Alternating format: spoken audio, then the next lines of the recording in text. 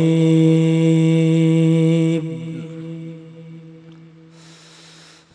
الله الرحمن الرحيم.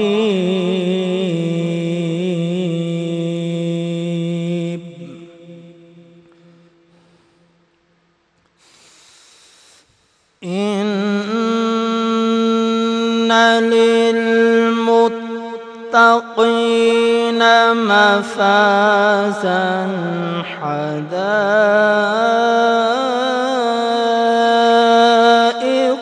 وأعنابا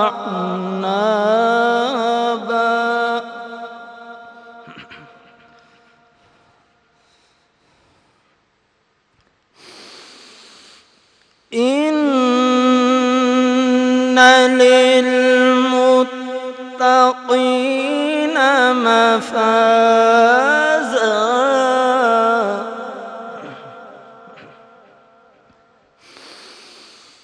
حدائق وأعنابا وكواعب أترابا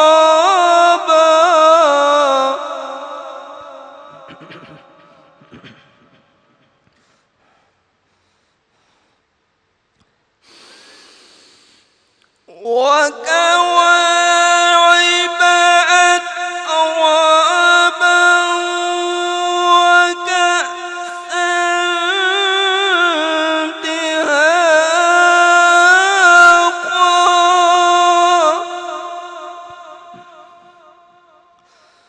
لا يسمعون فيها لغوا ولا كذابا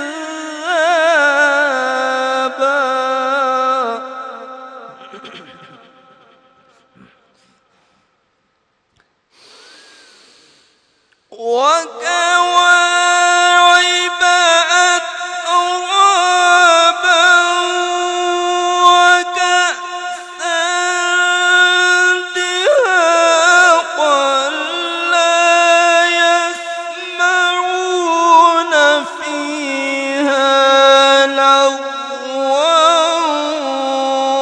ولا كذابا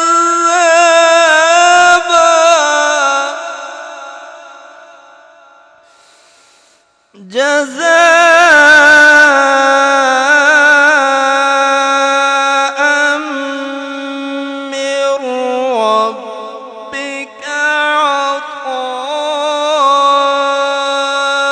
عطاء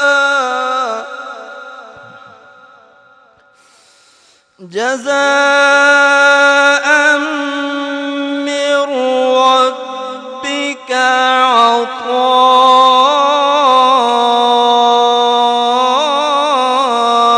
عطاء حسابا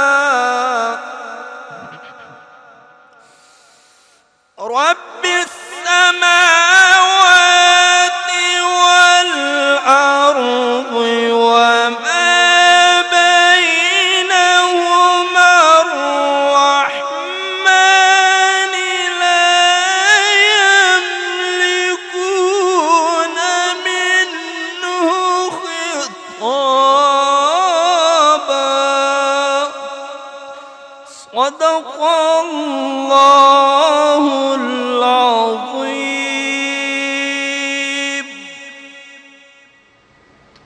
سبحان اللہ، سبحان اللہ، جزاک اللہ قاری محمد اکرم۔ بسم اللہ الرحمن الرحیم۔ السلام علیکم خواتین و حضرات، ویورز، 22ویں سحری ہے رمضان المبارک کی، تیسرا عشرہ، جہنم سے نجات کا عشرہ، بلکہ آج کا ہمارا ٹاپک بھی یہی ہے، اس کو ہم آگے لے کے چلیں گے اپنے اسکالرس کے ساتھ، ہمارے ٹیچرز، ہمارے مینٹورز وہ ہمیں گائیڈ بھی کریں گے، اور تیسرے عشرے کی فضیلت پہ بات کریں گے، اور زیادہ سے زیادہ اس عشرے میں کیسے ہم اپنے آپ کو پازیٹیوٹی کی طرف لے کے جا سکتے ہیں، اور یہ عشرہ نبی پاک صلی اللہ علیہ وآلہ وسلم کا سب سے فیوریٹ یا پسندیدہ عشرہ کیوں تھا، یہ سب باتیں ہم آج کریں گے. لیکن آگے بڑھتے ہوئے آپ کے میرے ہم سب کے فیوریٹ ایک ایسی پرسنالٹی جو اس پروگرام کا حصہ ہیں اور یہ جو سیگمنٹ اب ہم شروع کرنے جا رہے ہیں ہے ہی ان کا. اس میں ایک طرح سے گیسٹ ہوتی ہوں اور ایکچولی میزبان جو ہیں وہ میرے بہت ہی پیارے بھائی ہوتے ہیں. میں بات کر رہی ہوں پیر سید محمد مقدس کاظمی المشہدی کی. A brilliant story teller and رب تعالیٰ نے اتنی خوبصورت آواز سے نوازا ہے اور اس آواز کا استعمال بھی بالکل صحیح کرتے ہیں کلام پیش کر کے. آداب، السلام علیکم. جی وعلیکم السلام. جی ہیں آپ. تمام حمد و ثنا ہے اس رب ذوالجلال کے نام کی جو بڑا رحمان اور رحیم ہے.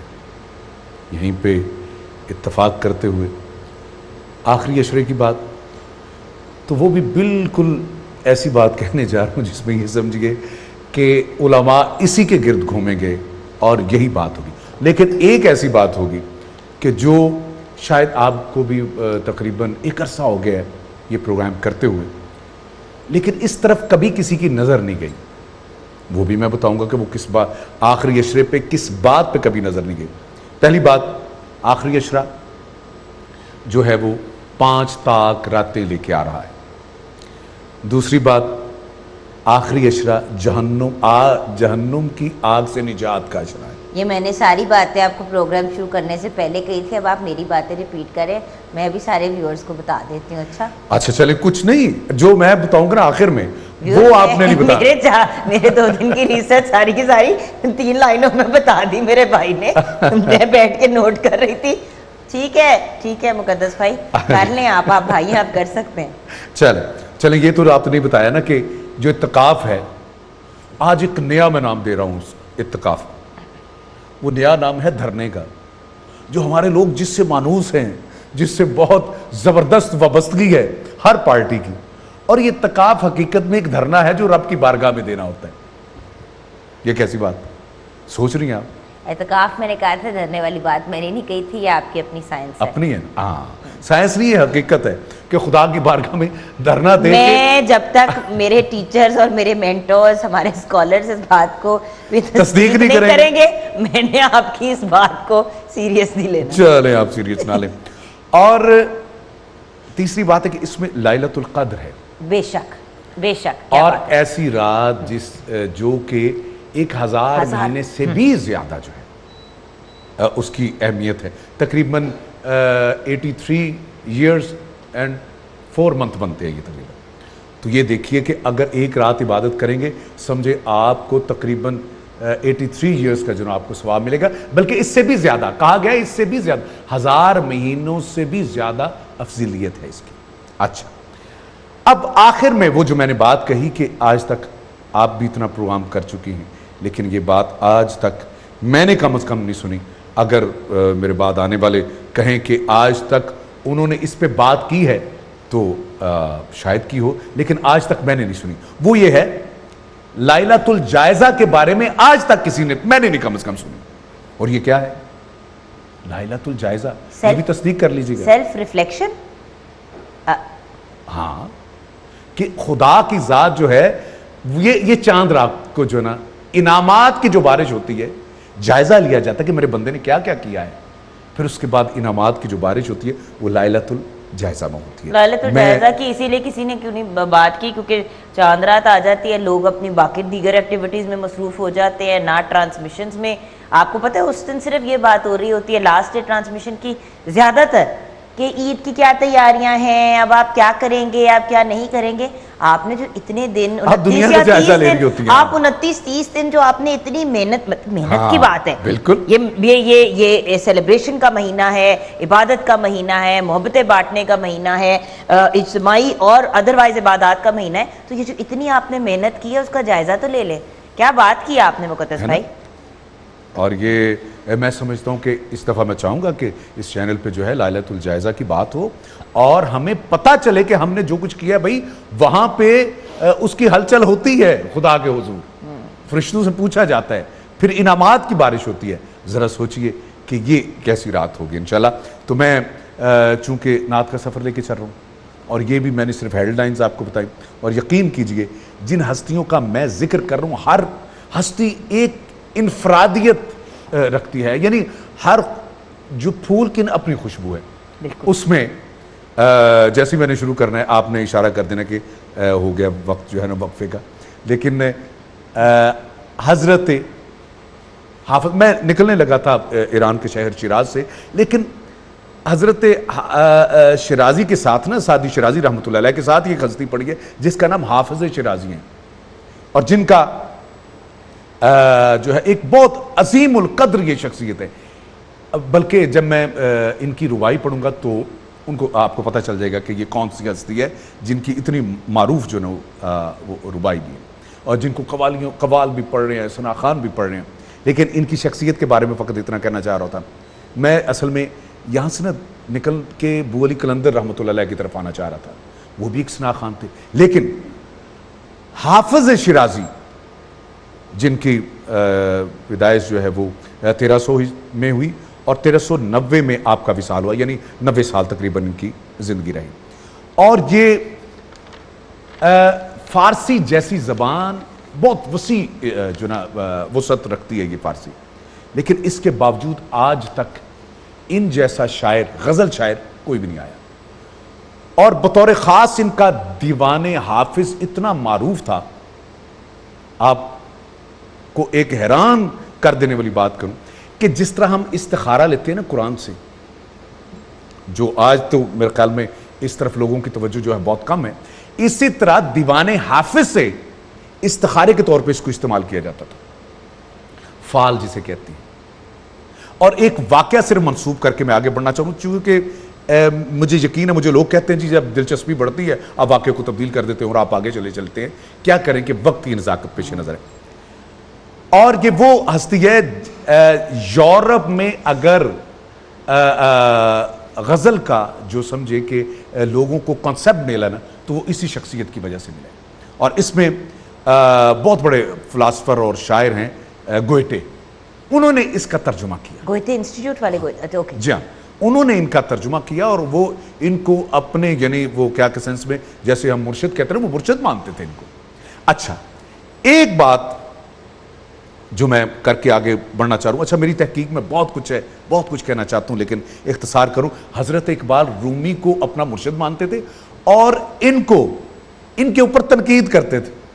اچھا، کرٹیسزم ادھر تھا اور تنقید بھی ایسی کہ کہنے والے کہتے ہیں کہ حضرت یہ دیوان حافظ جو نا وہ ہر وقت ان کے جو نا وہ تکیے کے نیچے بھی ہوتا تھا.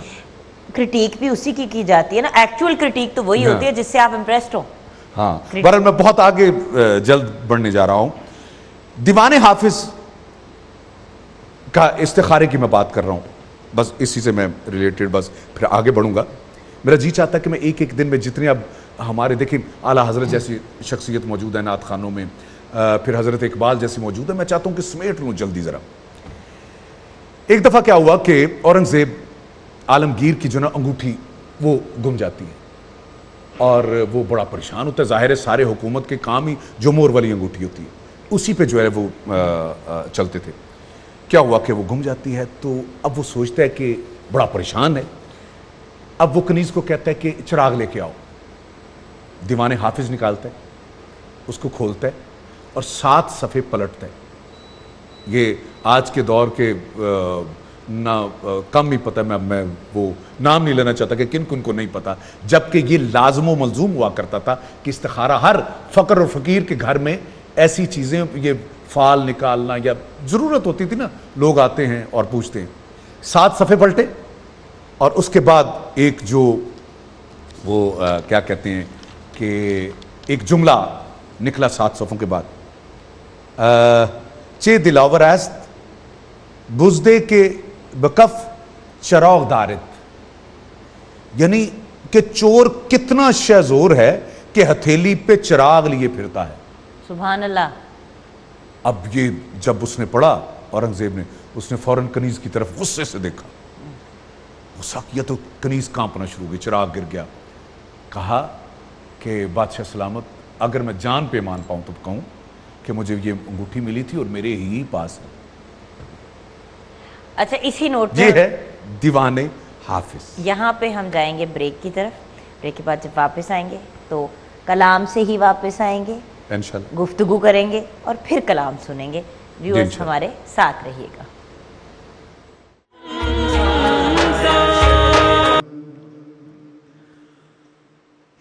یا صاحب جمال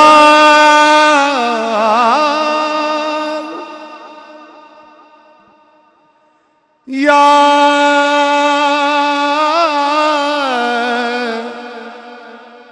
سید البشر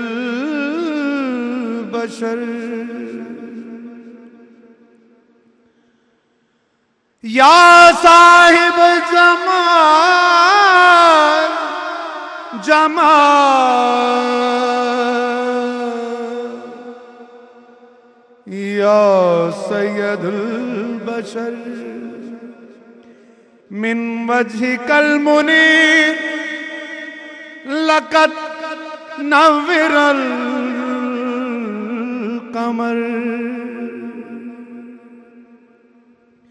یا صاحب جمال یا سید البشر یا سید البشر یا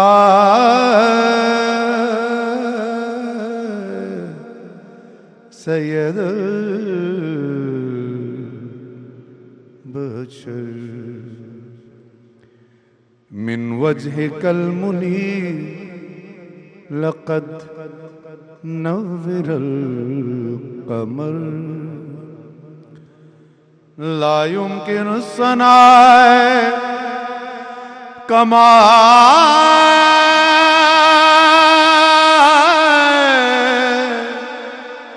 كان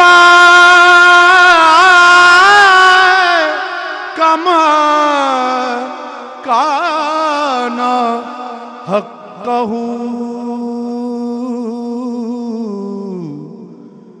بعد از خدا بزرگ توی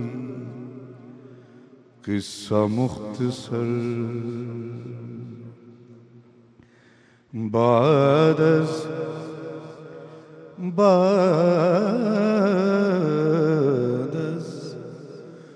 خدا خدا خدا خدا بزرگ توئی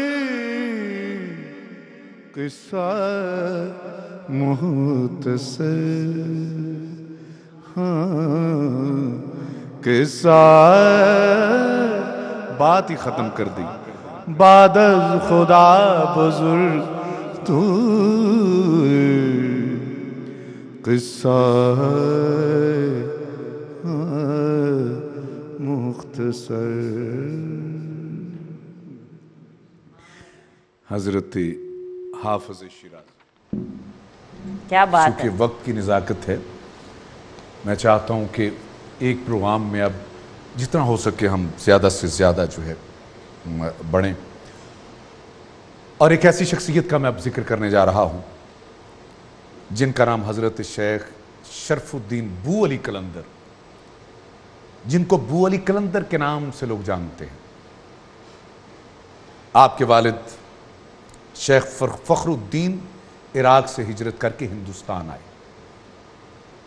اور صوبہ ہریانہ کے شہر پانی پت ایک بہت تاریخی جگہ ہے جہاں پہ جنگوں کا بھی بڑا ذکر ہوتا ہے، باقی بھی یہاں قیام پذیر ہوئے اور آپ کی پیدائش جو ہے 1208 عیسوی میں ہے. اور حضرت شیخ شرف الدین کا سلسلہ نسب یہ بات بہت کم کی جاتی ہے ان کے حوالے سے کہ حضرت ابو حنیفہ سے جا کے ملتا ہے.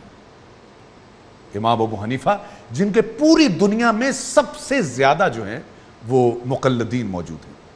امام ابو حنیفہ آپ نے بچپن ہی سے قرآن کو حفظ کیا، پھر مختلف علوم میں جو ہے وہ تعلیم حاصل کی. 20 سال تک آپ خطبات دیتے رہے اور یہ بچپن سے ہی بچوں سے ایک الگ چیز تھے. ایک الگ ہونا نا کہ بچوں میں ایک بچہ بڑا ٹیلنٹڈ بچہ ہوتا ہے، ایک الگ سی چیز ہوتا ہے. بالکل. تو یہ ان میں سے تھے. اب دیکھیے کہ 20 سال تک آپ نے جو ہے وہ خطبات دیتے رہے. اور کیا ہوتا ہے کہ ایک خطبہ دے رہے تھے, کتابوں کا ڈھیر لگا تھا, ایک درویش آتا ہے. اب یہی جو مولانا رومی کے ساتھ ہوا ہے ان کے ساتھ بھی وہی ہوا ہے. اب آئے اور کہنے لگا کہ وہ درویش پکار کے کہتا ہے کہ اے شرف الدین, جس کام آیا تھا وہ بھی تم نے شروع نہیں کیا, تمہیں تو کسی اور کام کے لیے یہاں پہ دنیا میں بھیجا گیا تھا. کیا کہنا؟ بس یہ کہنا تھا. تو ان کے کتابیں وہیں پہ, خطبہ وہیں پہ, اس درویش کے پیچھے. اب چلتے چلتے ایک وقت آیا کہ مرشد نے پانی میں جو ہے وہ کھڑا کر دیا. آپ پریشان ہوں گے کہ 12 سال تک پانی میں کھڑے رہے. 12 اب یہ سال وہیں پہ رہے, وہیں پہ. اور اس حد تک دیکھیں یہ عاشقوں کی باتیں, یہ ہم دنیا دار اس کو, یہ ہماری اپروچ نہیں ہے کہ ہم سمجھ سکے. اب 12 سال بہت سارے سوال اٹھ سکتے ہیں, آپ کر سکتی ہیں کہ کھاتے کیا رہے, پیتے کیا رہے, کیا ہوتا رہا. یہ ٹیکنیکل باتیں. 12 سال کھڑے رہے, مین بات یہ ہے جی ہاں جس پہ فوکس کرنا چاہیے. 12 سال کھڑے رو رہی ہوں, اس حد تک کہ آپ کی پنڈلیوں کا گوشت جو مچھلیاں کھا گئی. اے اللہ. اور 12 سال کے بعد ایک ندا آتی ہے, اے شرف الدین کیا چاہتا ہے؟ یہ بڑی معروف بات ہے, کہا مجھے علی بنا دو. خاموشی ہوگی. پھر 12 سال کھڑے ہوئے, یعنی اسی طرح 12 اور 12 36 سال کھڑے رہے. آخرکار جب یہی بات کی کہ رب ذوالجلال, اب رب سے جو نا وہ یہ سمجھے کہ اس ندا سے جو ہے یہ کلام کر رہے ہیں, تو اتنے میں ایک نورانی چہرہ ان کو اٹھاتا ہے پانی سے اور جو ہے وہ سائڈ پہ لے کے آ جاتا ہے. اور آپ کو پتہ ہے کہ پانی پت انڈیا میں ہے, اور جو چلہ آپ نے کاٹا وہ چنیوٹ کا ایک علاقہ ہے, وہاں پہ ہے, دریا کے اوپر. کیا ہوتا ہے کہ وہ کہتے ہیں کہ حضرت شرف الدین فرماتے ہیں کہ اے بندے خدا, میں تو جو حاصل کرنا چاہتا تھا 36 سال کے بعد وہ مجھے ملنے لگا تھا کہ آپ مجھے اٹھا کے یہاں پہ لے آئے. بتائیے آپ کون ہیں؟ کہا میں علی ابن ابی طالب. فوراً قدموں پہ ہاتھ رکھا, کہا کہ میری ریاضت کا صلہ, کہا تیرے اندر سے میری خوشبو آئے گی. تب ان کا نام رکھا گیا بو علی. اور یاد رکھیے گا کہ 2.5 قلندر اس دنیا میں ہو گزرے ہیں. ایک لال شہباز قلندر رحمۃ اللہ علیہ, دوسرے بو علی قلندر, تیسرے رابعہ بصری ہیں. خیر یہ چونکہ وقت نہیں ہے کہ ہم اس پہ جو وہ تفصیلات میں جائیں. مختصر یہ کہ یہ ہستی جو ہے وہ تقریباً 40 سال تک یہ ہستی جو ہے وہ جج کے فرائض بھی انجام دیتی رہی. 40 سال تک. اور آپ کی عمر پتہ کتنی ہے؟ 120 سال. وہی کہنے لگی تھی 36 سال تو آپ نے پانی میں گزار دیے. 120 سال آپ کی عمر ہے.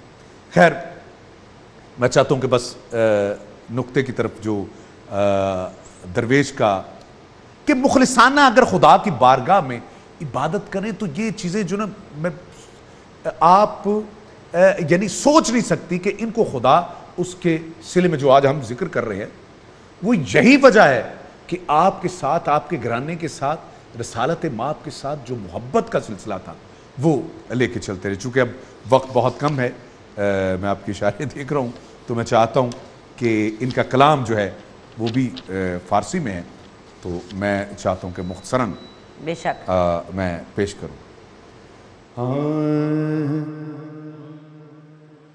گر بینم شب ناگ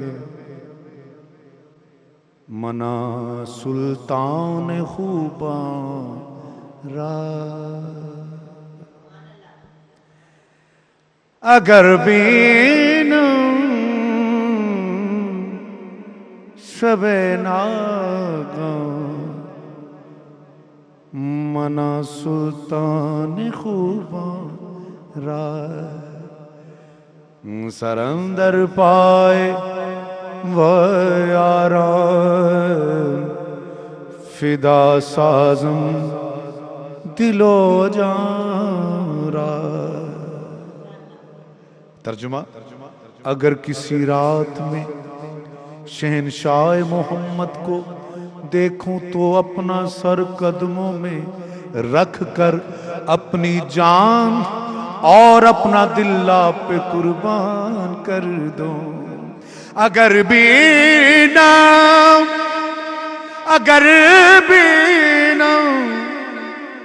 شب ناغا منا سلطان خوب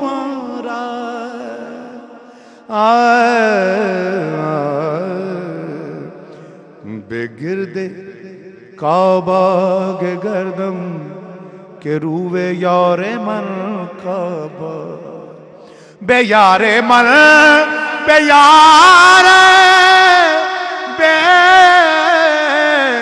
بے بے یار من کعبہ کنم طواف میں خانہ بے بوسم ہائے مستارا ہائے مستارا روم در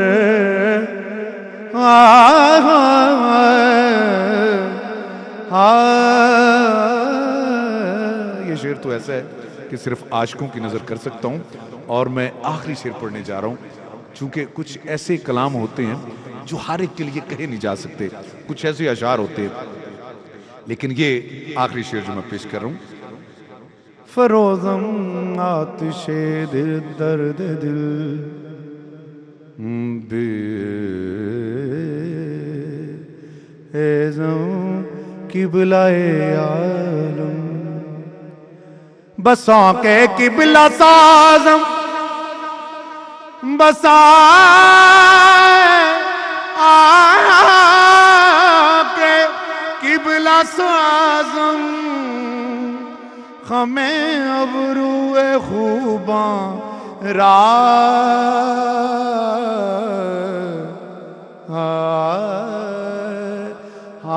بس آنکھیں قبلہ سائے قبلہ سازم ہمیں ابرو خوباں را.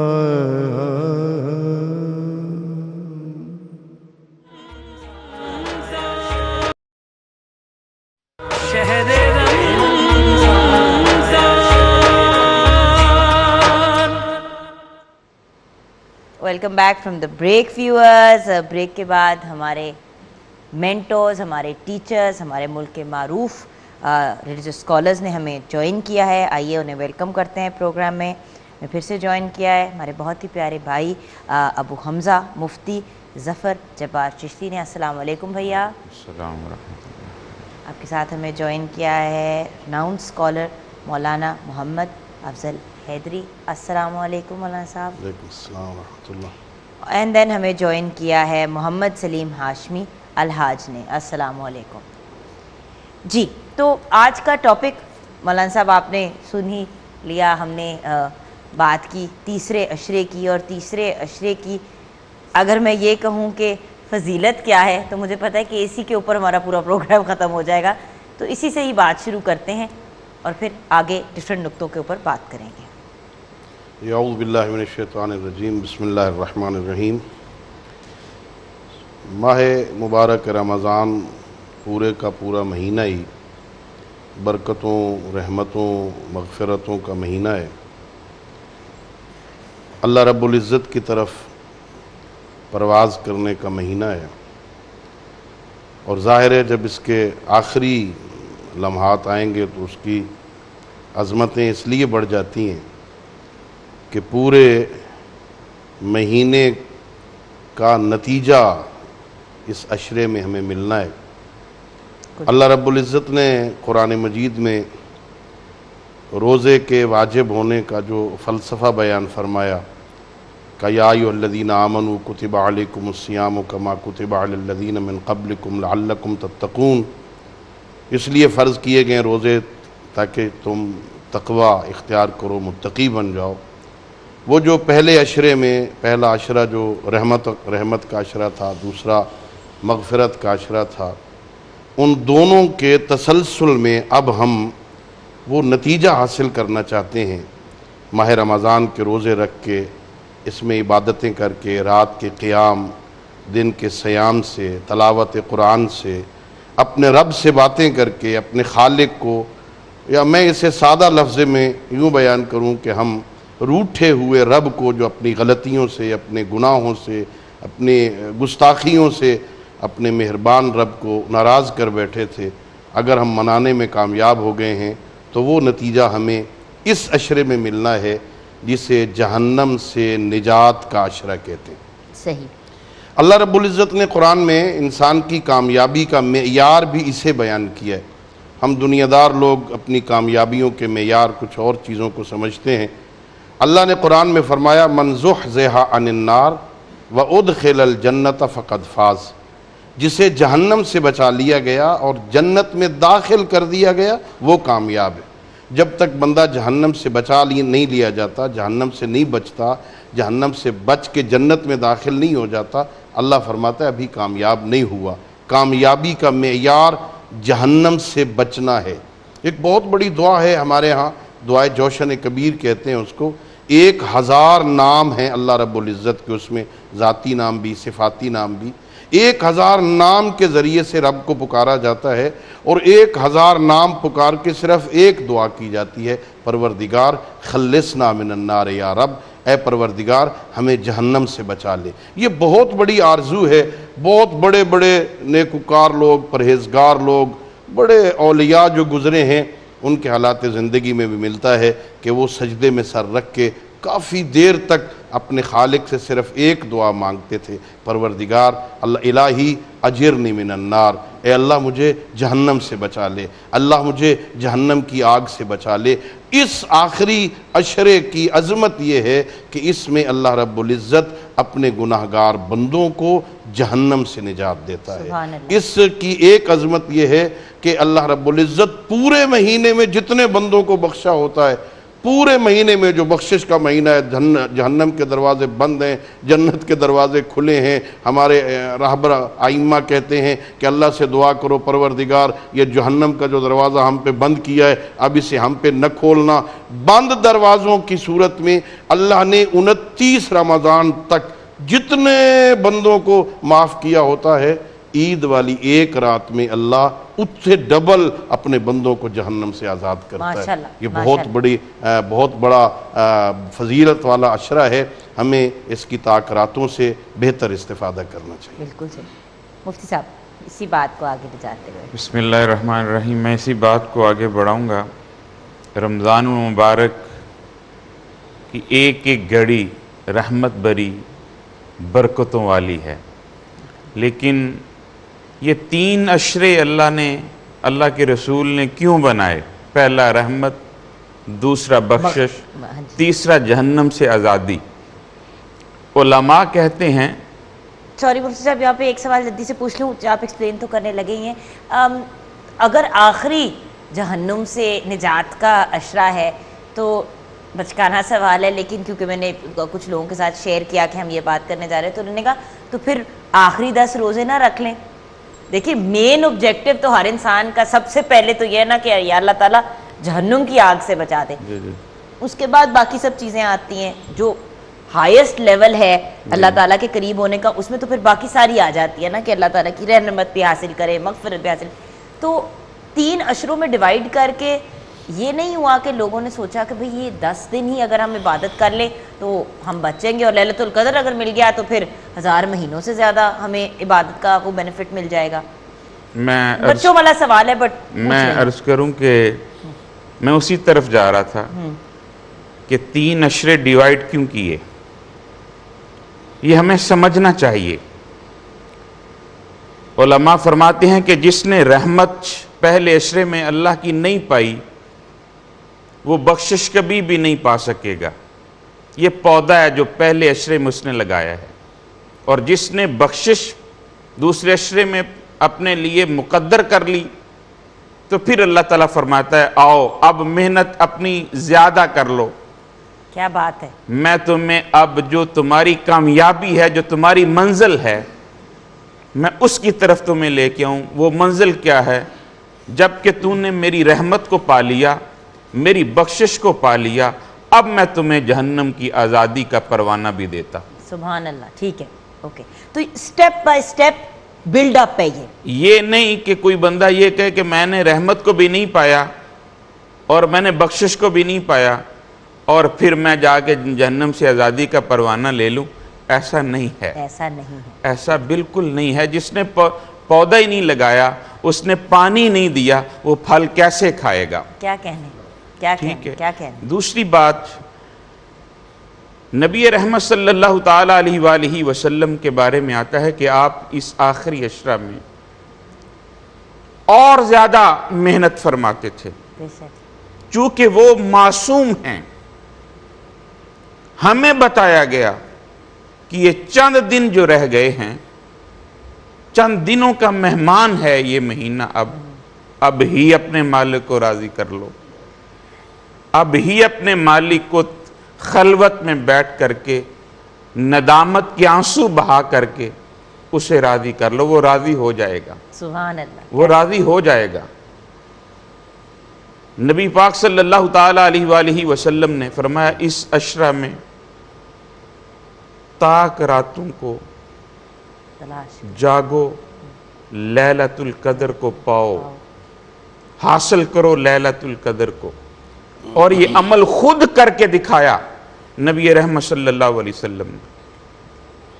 اعتکاف کی صورت میں خود کیا اور اپنی امت کو بتایا کہ بھئی یہ عمل کرو گے تو تمہیں تاک رات مل جائے گی.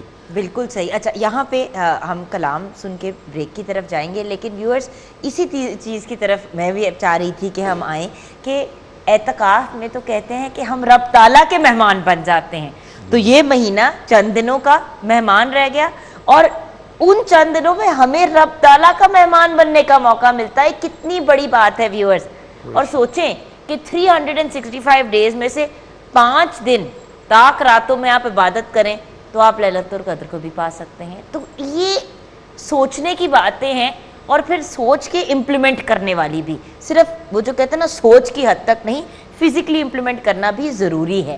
تھیوری ہی رہتی ہے جب تک اس کی پریکٹیکل امپلیمنٹیشن نہیں آتی. ہم کلام سنتے ہوئے بریک کی طرف جائیں گے. جی بھیا. نسیمہ جانب بطحا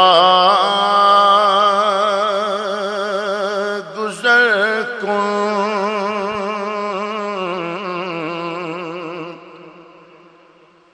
نسیمہ جانب بطحا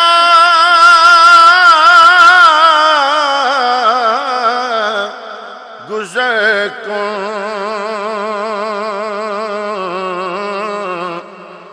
ز احوالم محمد را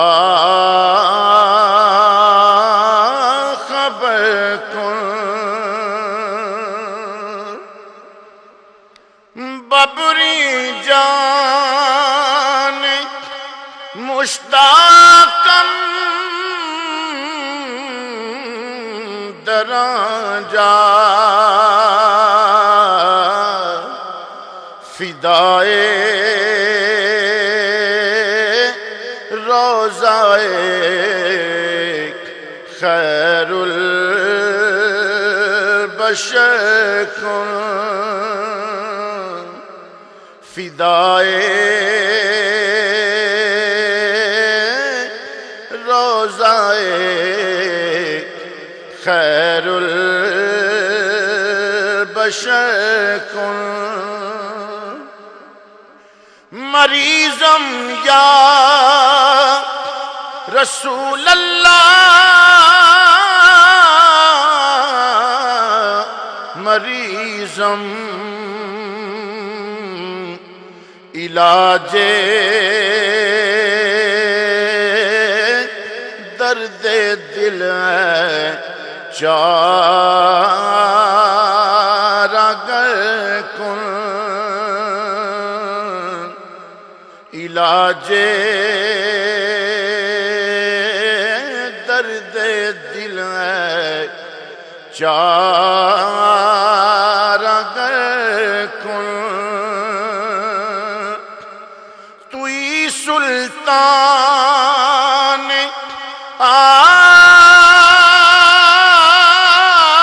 عالم یا محمد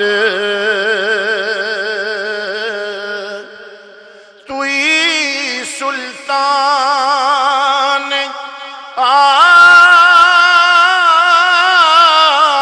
عالم یا محمد ضروے لطف سوئے من نظر کن مشرف گرچہ شد جامی ز لطفش مشرف گرچہ شد جامی ز لطفش خدایا ای کرم بار دیگر کن خدایا ای کرم بار دیگر کن نسیماں جانب بطحاں گزر کن ز احوالم محمد را خبر کن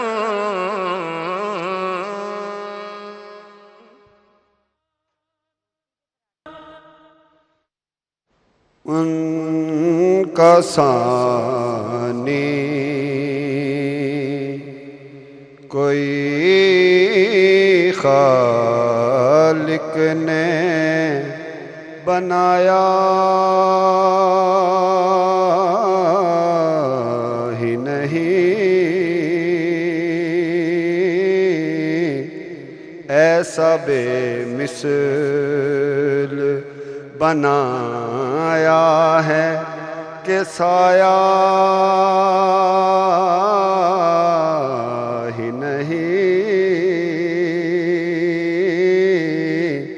ان کا ثانی آج پھر طالب و مطلوب میں باتیں ہوں گی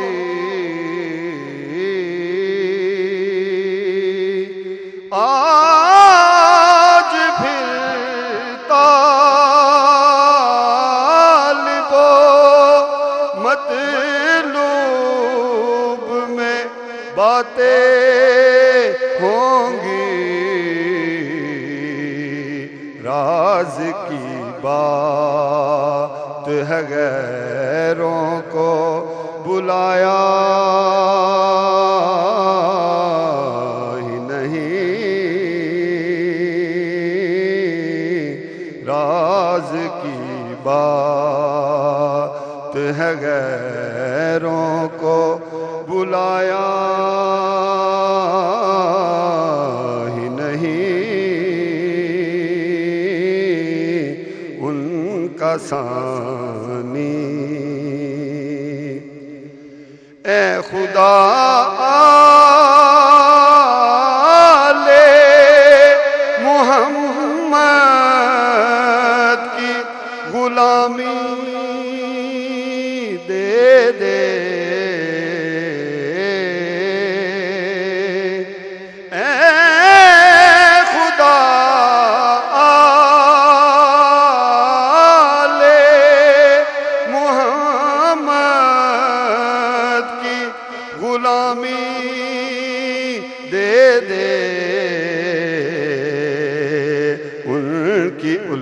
الفت کے بنا اپنا گزارا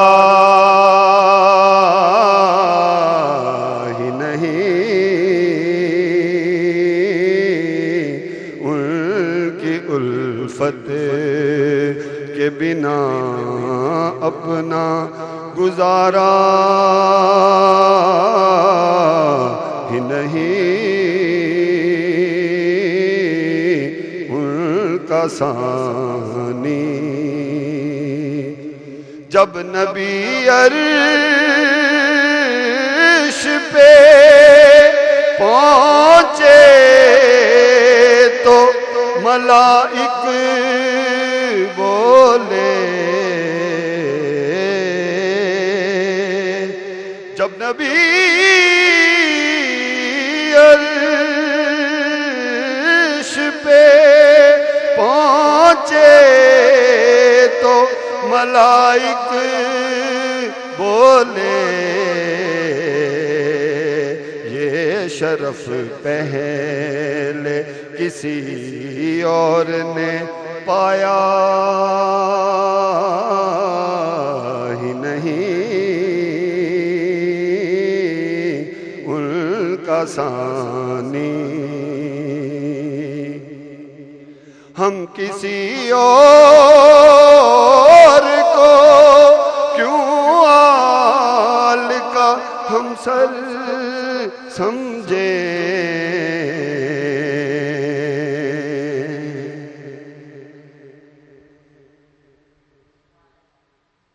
جزاک اللہ عرفان ہلچل صاحب۔ جی ویورز، گفتگو کا سلسلہ آف کورس ہم نے جاری رکھنا ہے، اور مفتی صاحب سوری آپ کی بات کو پہلے کٹ شارٹ کرنا پڑا تھا کیونکہ سحری کی بریک کی طرف بھی ہمیں جانا تھا، تو آئیے اب واپس گفتگو وہیں سے سٹارٹ کرتے ہیں۔ آپ نے کہا تھا کہ اعتکاف، جی جی اور وہاں سے پھر ہم بریک کی طرف چلے گئے، تو اعتکاف میں بھی اسی عشرے میں ہم بیٹھتے ہیں؟ جی جی میں عرض کر رہا تھا کہ نبی رحمت صلی اللہ تعالیٰ علیہ وآلہ وسلم نے خود اعتکاف پہ بیٹھ کے پوری امت کو یہ بتایا کہ میں مثال دے کے سمجھاؤں گا کہ ایک سائل جب کسی کے دروازے پہ جاتا ہے، وہ کھڑا ہوتا ہے، ممکن ہے گھر والا اسے دے نہ دے، پھر وہ بیٹھ جائے، ممکن ہے پھر بھی وہ دے نہ دے، لیکن اگر وہ لیٹ جائے تو گھر والا کہتا ہے اب اسے دینا ہی پڑے گا۔ بالکل۔ تو یہ اعتکاف پہ بیٹھنے والے وہ خوش نصیب جو چنے ہوئے لوگ ہیں، جن کو اللہ نے اپنا مہمان بنایا اس مہینے میں، وہ یقیناً اس کے گھر میں جب پالتی مار کے بیٹھتے ہیں نا، تو وہ شہنشاہ جس کا کوئی ثانی نہیں ہے، وہ بادشاہ جس کا کوئی ثانی نہیں ہے، پھر وہ انہیں خالی نہیں لٹاتا، بے شک، پھر وہ شب قدر کی عظمتوں کو بھی پاتے ہیں، پھر مالک سے بخشش کا پروانہ بھی ملتا ہے، پھر نار جہنم سے آزادی بھی وہ حاصل کرتے ہیں، اور اس سے بڑھ کر کے لیلۃ الجائزہ میں وہ میرے مالک کے مقرب بندے بھی بن جاتے ہیں، پھر عید والے دن وہ اپنا انعام بھی پاتے ہیں۔ بالکل صحیح۔ اسی طرح اس آخری عشرہ میں چونکہ ہمیں یہ تعلیم دی گئی ہے کہ زیادہ محنت کرو، تو جو معتکف ہے وہ محنت کرتا ہے، وہ کبھی اپنے سجدوں کو لمبا کرتا ہے، کبھی اپنے رکوعوں کو لمبا کرتا ہے، کبھی قرآن کی تلاوت کرتا ہے، کبھی اپنے مالک کے آگے روتا ہے، تو مالک پھر فخر سے کہتا ہے اپنے فرشتوں میں، دیکھو اے میرے فرشتوں، میرا بندہ اس وقت کبھی میری کبریائی کا اعلان کر رہے، کبھی میری عظمت کا اعلان کر رہے، کبھی میرے اعلیٰ ہونے کا اعلان کر رہا ہے، جاؤ گواہ بن جاؤ، میں نے اسے بخش دیا ہے۔ لیکن مفتی صاحب یہاں پہ بریک کی طرف جائیں گے، بریک کے بعد جب واپس آئیں گے تو مولانا صاحب آپ سے بات پھر شروع کریں گے، اور چاہوں گی کہ آپ دونوں اس جو ہمارا نیکسٹ جو ہمارا کویشچن ہے اس کے اندر حصہ ڈالیں کہ آخری عشرہ جو ہے اس میں عبادات کیا کرنی چاہیے؟ اگر اعتکاف میں بیٹھے ہیں تو کوئی ایسی اسپیسیفک چیزیں جو ہمیں کرنی چاہیے؟ دیکھیں محنت تو ہر انسان کوشش کرتا ہے کہ زندگی میں کرے، لیکن صحیح محنت، the right effort in the right direction, تھوڑا سا ہمیں یہ گائیڈ کریں کہ اب کیونکہ اس عشرے میں ابھی وقت باقی ہے، صرف 22واں روزہ ہے، تو کیا کیا چیزیں ہیں جو ہم کر سکتے ہیں؟ کون سی عبادات، کون سی ہماری ایکٹیویٹیز؟ جو اعتکاف میں بیٹھے ہیں وہ کیا کر سکتے ہیں؟ اگر کوئی اعتکاف میں نہیں بیٹھ سکتا تو جو طاق راتوں کو ڈھونڈنا ہے، مطلب طاق راتوں میں لیلۃ القدر کو ڈھونڈنا ہے، تو ان میں کیا عبادات؟ یہ ساری گائیڈنس لیں گے بریک کے بعد۔ ویورز آپ ہمارے ساتھ رہیے گا۔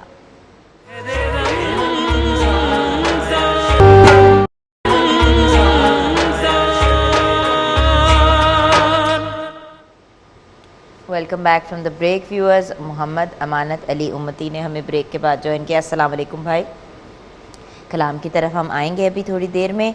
بریک سے پہلے ایک سوال، ایک کوسچن مارک تھا۔ اکثر لوگ یہ سوال کرتے ہیں کہ بھائی جب ہم طاق راتوں میں عبادت کر رہے ہوں تب ہمیں ان عبادات میں کیا کرنا چاہیے؟ ایگزیکٹلی کون کون سی عبادات میں پہ زیادہ فوکس کرنا چاہیے؟ کچھ لوگ قرآن مجید زیادہ پڑھتے ہیں، کچھ لوگ نوافل زیادہ پڑھتے ہیں، کچھ لوگ تسبیح زیادہ پڑھتے ہیں، تو ایگزیکٹلی کیا کرنا چاہیے؟ اور جو لوگ اعتکاف میں بیٹھے ہیں، کیونکہ یہ 24 آور کی پروسیس ہوتی ہے، اور آپ نے اور زیادہ تر لوگ کوشش یہی کرتے ہیں کہ پورے 10 دن کے لیے اعتکاف، پورے عشرے کے لیے اعتکاف میں بیٹھیں، تو وہ کیا کریں؟ جی مولانا صاحب۔ جی میں عرض کروں گا کہ جتنی عبادات ماہ مبارک رمضان میں انجام دی جاتی ہیں، چاہے وہ نماز کی شکل میں ہوں یا قرآن مجید کی تلاوت کی صورت میں ہوں یا ذکر و اذکار کی صورت میں، اصل میں یہ سارا 30 دنوں کی جو ٹریننگ ہے، دراصل اس میں انسان کو ایک راستے پہ لگانے کی کوشش کی جاتی ہے۔ بڑا سادہ سا جواب ہے اس کا۔ ایک سید الانبیاء حضرت محمد مصطفیٰ صلی اللہ علیہ وآلہ وسلم سے کسی بندے نے پوچھا کہ یا رسول اللہ، مجھے کیسے پتہ چلے کہ میں حج پہ آیا ہوں تو میری حج قبول ہو گئی ہے؟ آیا میں یہاں طواف بھی کیا، میں نے سعی بھی کی، میں عرفات بھی گیا، مزدلفہ بھی آیا، مینا میں بھی آیا، قربانی بھی دی، سر بھی مڑوایا، مجھے کیسے پتہ چلے گا کہ میرا عمل قبول ہو گیا ہے؟ آپ نے فرمایا یہ دیکھو کہ حج سے پہلے اور حج کے بعد آپ کے اخلاق، آپ کے کردار میں کوئی تبدیلی آئی ہے؟ اگر تبدیلی آ گئی ہے تو سمجھو تمہارا حج قبول ہو گیا۔ صحیح۔ لیکن اگر کوئی تبدیلی نہیں آئی، جیسے حج سے پہلے تھے ویسے حج کے بعد ہیں، جیسے جو کام پہلے کرتے تھے وہی کام بعد میں کر رہے ہیں، کوئی تبدیلی نہیں ہے، تو اس کا مطلب ہے آئے ہو، چکر لگایا اور چلے گئے۔ ماہ مبارک رمضان میں جو اللہ نے ہمیں اپنے دسترخوان پہ مہمان بنایا، جو بہت بڑی عزت عطا کی اللہ نے ہمیں، یہ بہت بڑا اعزاز ہے کہ اللہ نے ہمیں اپنا مہمان بنا لیا۔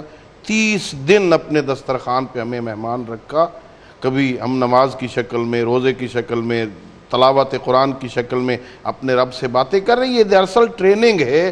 اللہ رب العزت اپنے بندے کو سمجھانا چاہتا ہے کہ یہ ٹریننگ ہے۔ میں کہوں کھانا کھا لے تو شروع کر دیتا ہے، میں کہوں اب نہیں کھانا تو رک جاتا ہے، میں کہتا ہوں مصلی پہ آ جا، مصلی پہ آ جاتا ہے، تلاوت شروع کر دے، تلاوت شروع کر دیتا ہے۔ یعنی بندے کو سمجھانا چاہتا ہے کہ تو نے اپنی زندگی میں میرا مطیع بن کے کیسے رہنا ہے۔ اگر ہم ماہ رمضان میں ان امور سے یہ سمجھنے میں کامیاب ہو جائیں کہ ہم اللہ کے بندے ہیں اور ہم نے اللہ کی اطاعت کرنی ہے، جیسے اس 30 دنوں میں ہم نے اللہ کی اطاعت کی ہے۔ اس نے کہا اب کھانا چھوڑ دو، ہم نے چھوڑ دیا۔ اس نے کہا پینا چھوڑ دو، ہم نے چھوڑ دیا۔ اب انہوں نے کہا کھا لو، ہم نے کھانا شروع کر دیا۔ اسی طرح اگر ہم باقی 11 مہینے بھی اپنے رب کے حکم کے پابند ہو جائیں جو اس سے سیکھا ہے، تو یہ دراصل وہ درس ہے۔ ورنہ اللہ رب العزت تو بندے کو معاف کرنے کے بہانے بنا رہا ہوتا ہے۔ یہ رمضان بہانہ ہے اللہ رب العزت کے معاف کرنے کا۔ اللہ رب العزت کائنات کا وہ عظیم بادشاہ ہے جو اپنے گناہگار، گستاخ، نافرمان بندے کی واپسی کا انتظار کر رہا ہوتا ہے۔ یہ ایک واپسی ہے جو ہم ماہ رمضان میں واپس آتے ہیں خدا کی طرف۔ میں نے ایک حدیث قدسی میں پڑھا تھا، ایک بوڑھا بندہ بیچارہ جو بوڑھا ہو گیا تو ہاتھوں میں راشہ طاری ہو گیا، آنکھیں کمزور ہو گئیں، کان سنگین ہو گئے، زبان میں لکنت آ گئی۔ اس حالت میں وہ کانپتا ہوا عصا کے سہارے مسجد آیا تو خدا کی بارگاہ میں عرض کرتا ہے میرا اللہ जवान था, जवानी थी, मस्तानी थी, शैतान के चुंगल में फंस गया था, अब समझ आई है तो देख मेरा अल्लाह, आया तो मैं तेरे घर हूँ ना, मुझे माफ़ कर दे। हदीस कुदसी है, अल्लाह उस वक़्त उस बंदे से कहता है, मेरे बंदे तूने आने में देर की है, मैं तो कब से तेरा इंतज़ार कर रहा था। सुभान अल्लाह, सुभान अल्लाह। ये माह रमज़ान दरअसल हमें इस तरफ दावत देता है, अल्लाह आपका इंतज़ार कर रहा है, अपना दस्तरखान लगाया है, हमें मेहमान बनाया है, यहाँ आ, नमाज के ज़रिए, तलावत के ज़रिए, खैरात के ज़रिए, अच्छे किरदार अपनाने के ज़रिए से अपने रब को राज़ी कर, इस रास्ते पे लग जा। ये दरअसल काम करने वाले हैं कि हम अपने अखलाक, अपने किरदार में तब्दीली लें। बिल्कुल सही। यहाँ पे हम कलाम की तरफ जाएंगे, लेकिन जब वापस आएंगे तो ऑफ कोर्स मुफ्ती साहब 2 सवाल इसी गुफ्तगू के दौरान आए हैं, तो मैं चाहूँगी कि आप उनको ज़रूर कवर करें। एक तो ये कोई मसनून दुआएं हैं जहन्नुम की आग से निजात की, एक, और दूसरा सवाल क्योंकि मेरे ख्याल से इसी से रिलेटेड है कि आखिरी अशरे में कुरान पाक क्यों ख़त्म किया जाता है, इसके पीछे क्या विज़डम है। ये दोनों चीज़ें इसी बात को आगे ले जाते हुए मैं चाहूँगी कि आप कवर करें। अब हम चलते हैं कलाम की तरफ। जी भाई।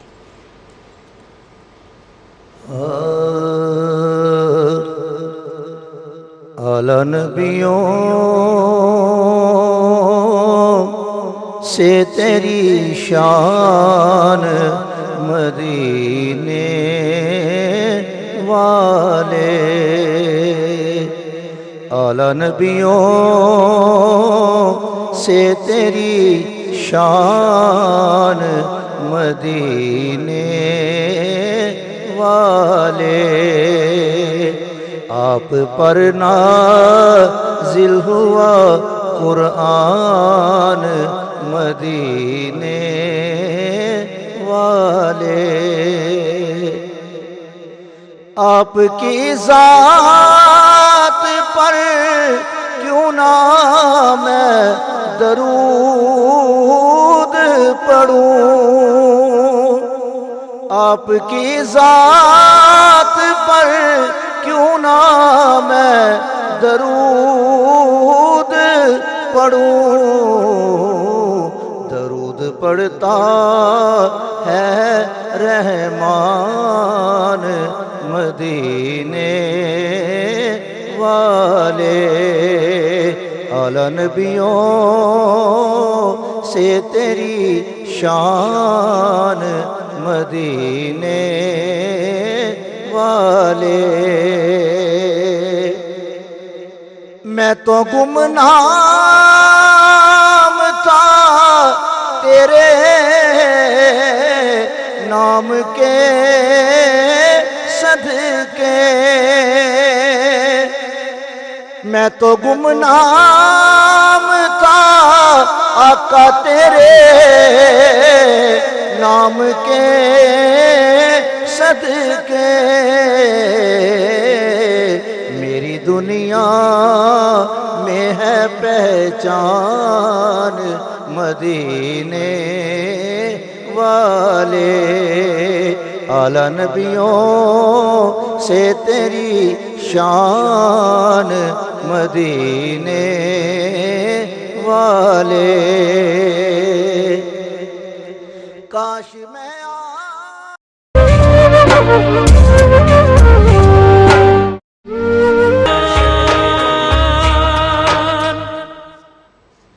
Welcome back from the break viewers. Welcome करेंगे हसान शाहिद नक्शबंदी को। अस्सलाम वालेकुम बेटा।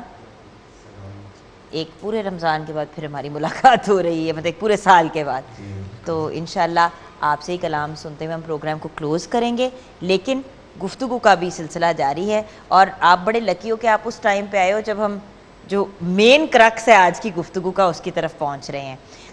तो व्यूअर्स, हमने मुफ्ती साहब की तरफ आना था। जी मुफ्ती साहब, 2-3 चीज़ें मौलाना साहब की बात को कंटिन्यू करते हुए, जी कोई ऐसी स्पेसिफ़िक मसनून दुआएं जो पढ़ सकते हैं, कोई ऐसी इबादत, जैसे कि मैंने ब्रेक में आपसे अर्ज़ किया कि होता है कि जैसे अभी मैं ब्रेक में आप लोगों से बातचीत जैसे कर रहे हैं, बातचीत के बजाय अगर तस्बीह इंसान ने पढ़नी हो, क्योंकि हर वक्त इंसान जाए नमाज पे भी नहीं बैठा होता, सारा 24 घंटे तो नहीं बैठा होता अनलेस आप एतकाफ़ में हो, اور 24 گھنٹے نہ ہی آپ قرآن مجید کی تلاوت کر سکتے ہیں، کر سکتے ہیں تو کیا ہی بات ہے، تو کیا کر سکتے ہیں مسنون دعائیں؟ اور اس عشرے میں قرآن مجید کو کیوں ختم کیا جاتا ہے یوزلی گھروں میں کہ ہمیں ختم کرنا ہے انہی دنوں میں؟ جی پہلے نمبر پہ یہ کہ میں وہ اپنی پہلی بات کو مکمل کر لوں کہ جو اعتکاف پہ عورت یا مرد بیٹھتا ہے،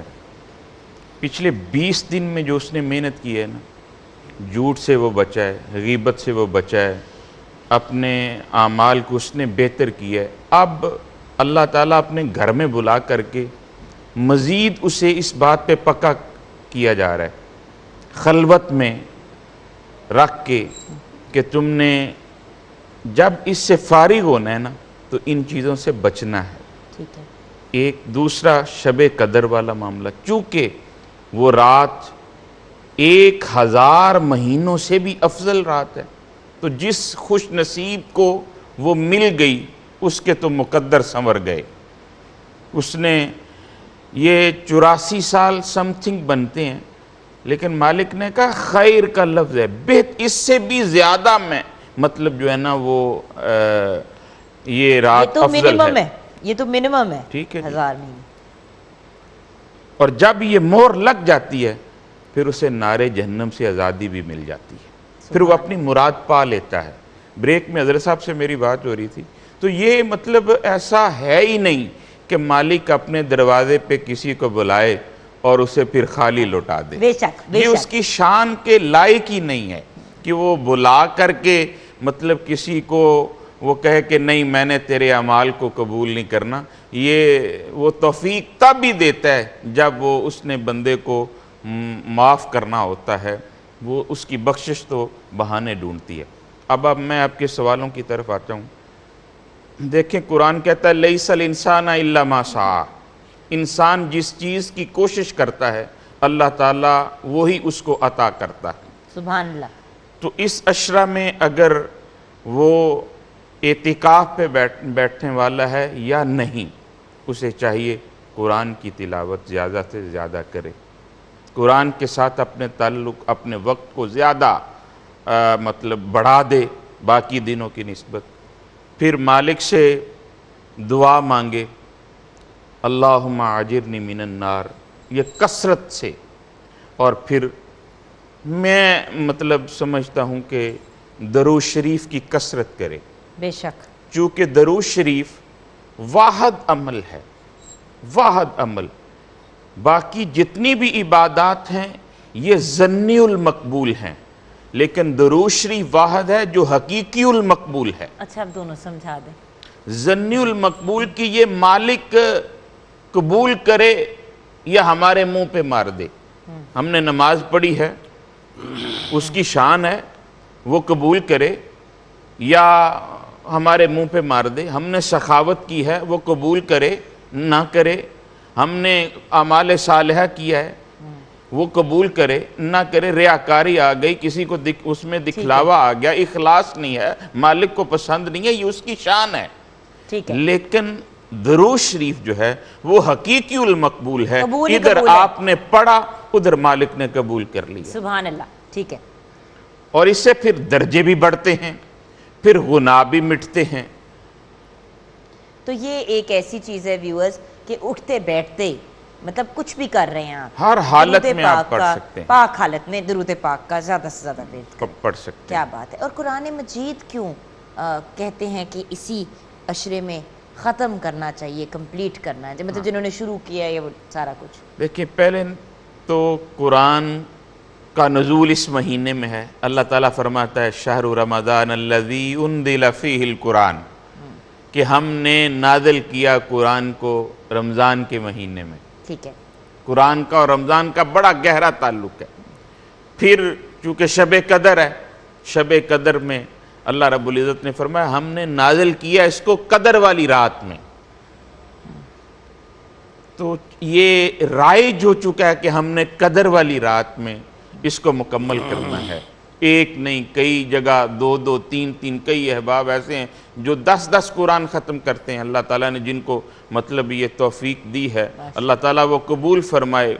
ان کا قرآن کے ساتھ یہ وقت جو ہے اصل قرآن کے ساتھ ہمارا وقت گزرنا چاہیے اور قرآن کو سمجھ کر کے پڑھنا چاہیے. کیا بات آپ نے کہی ہے مفتی صاحب. ویورز یہی تو بات ہے, لوگ قرآن پڑھتے چلے جاتے ہیں کہ جس طرح انسان رٹا لگا رہا ہوتا ہے آلموسٹ. بات یہ ہے کہ اگر پڑھ رہے ہیں قرآن مجید تو پھر اس کو سمجھے بھی, اس کو انڈرسٹینڈ بھی کریں. دیکھیں کمپلیٹ کوڈ آف لائف اگر آپ کو آپ کے ہاتھ میں ہے تو پھر اس کو یوٹیلائز بھی کریں. عربی نو ڈاؤٹ زیادہ تر لوگوں کو پاکستان میں نہیں سمجھ آتی, لیکن انگریزی میں, اردو میں, ہر زبان میں ٹرانسلیشن ہے. انڈرسٹینڈ کریں اور اسکالر سے جا کے گائیڈنس لے جہاں پہ کوئی سوال, کوئی کنفیوژن, مطلب اپنی تھیوریز نہ ڈیولپ کریں. سو یہ ایک بڑا امپورٹنٹ ایلیمنٹ ہے. المیہ ہمارا یہ ہے کہ آپ نے کہا code of Quran code of life ہے. المیہ ہمارا یہ ہے, ہم نے قرآن سے زندگی نہیں لی, ہم نے قرآن سے موت والا معاملہ لیا ہے. ایک بندے کی جان نہیں نکل رہی تو ہم سے ایک بڑا جو ہوتا ہے گھر میں وہ کہتا ہے اس کے پاس سورہ یاسین پڑھو اس کی جان نکل جائے گی. یہ تو زندگی دینے والی کتاب ہے. کیا بات ہے, یہ زندگی دیتی ہے.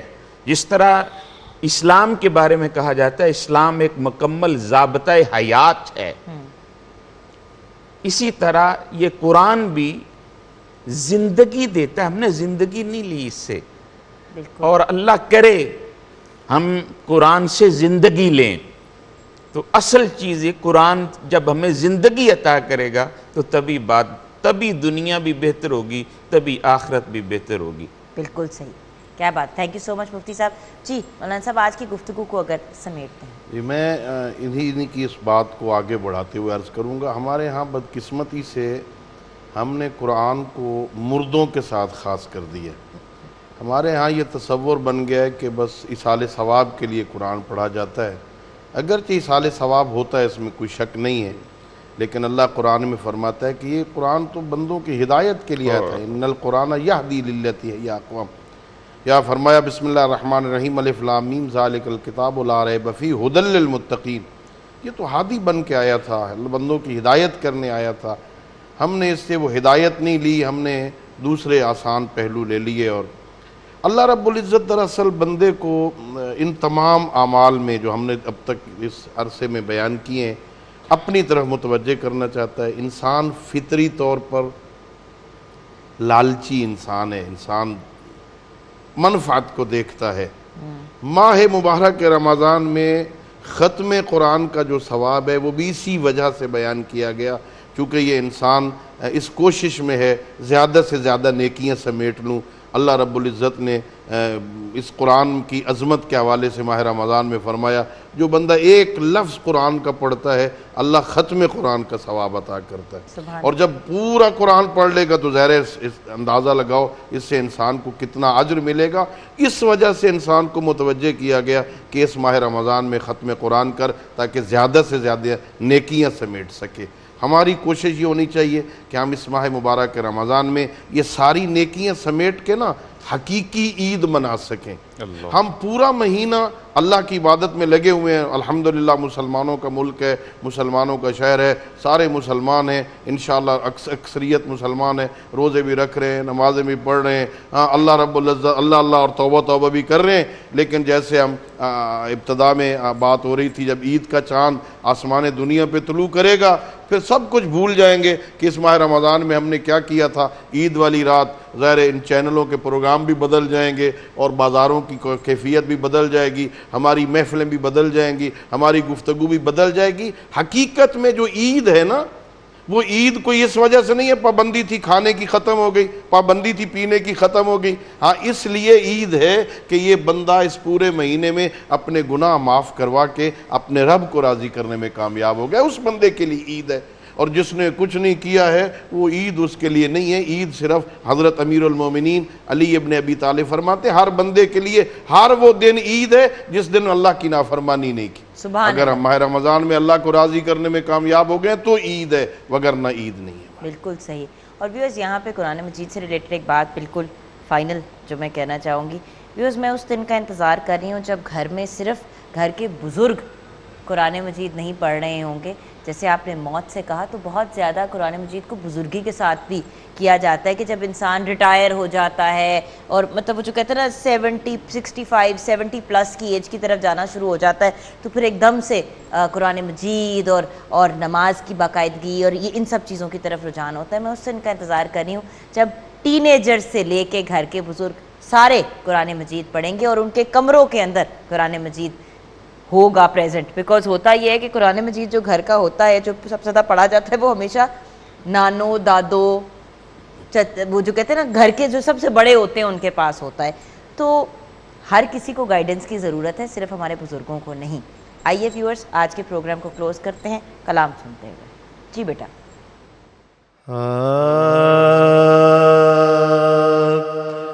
ایک میں ہی نہیں ان پہ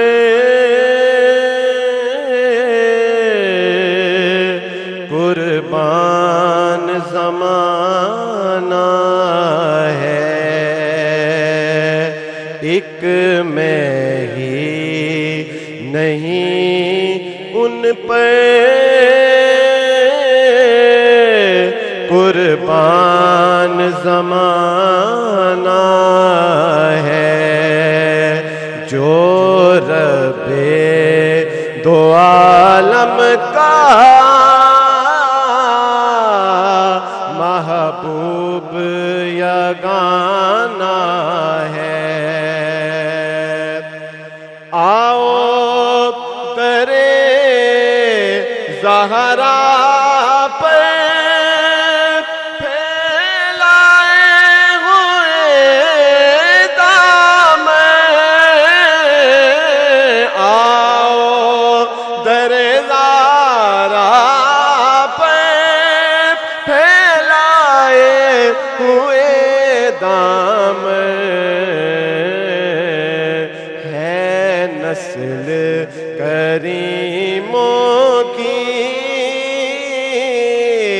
لجپال گھرانہ ہے, یہ شانوں والا لجپال گھرانہ ہے.